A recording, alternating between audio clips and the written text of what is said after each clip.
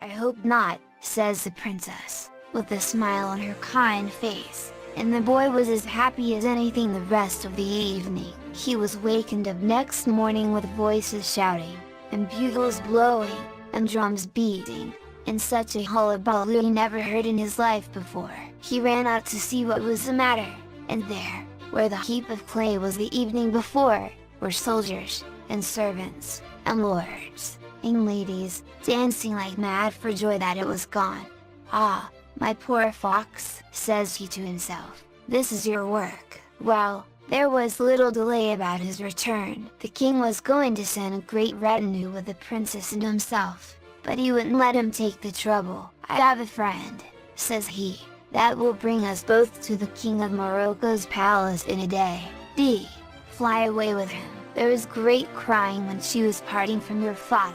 "Ah," says he, "what a lonesome life I'll have now, your poor brother in the power of that wicked witch, and kept away from us, and now you taken from me in my old age." Well, they both were walking on through the wood, and he telling her how much he loved her.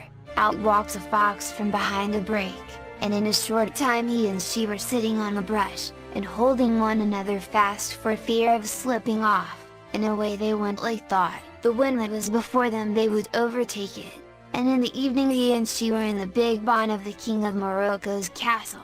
"Well," says he to the boy, "you've done your duty well. Bring out the bay filly. I'd give the full of the barn of such fillies, if I had him, for this handsome princess. Get on your steed, and here is a good purse of guineas for the road." "Thank you," says he.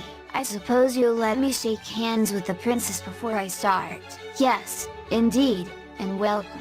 Well, he was some little time about the handshaking, and before it was over he had her fixed snug behind him, and while you could count 3, he, and she, and the filly were through all the guards, and 100 purses away. On they went, and next morning they were in the wood near the King of Spain's palace, and there was the fox before them. "Leave your princess here with me," says he, "and go get the golden bird and the 3 apples. If you don't bring us back the filly along with the bird, I must carry you both home myself."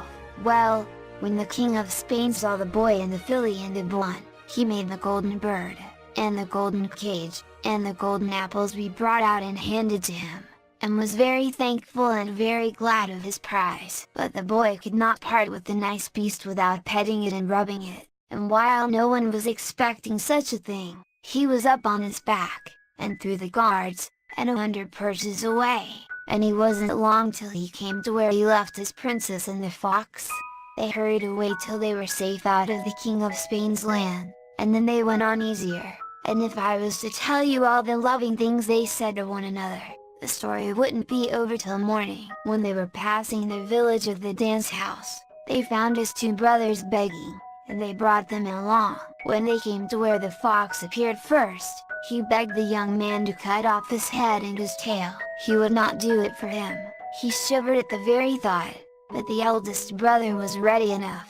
The head and tail vanished with the blows, and the body changed into the finest young man you could see.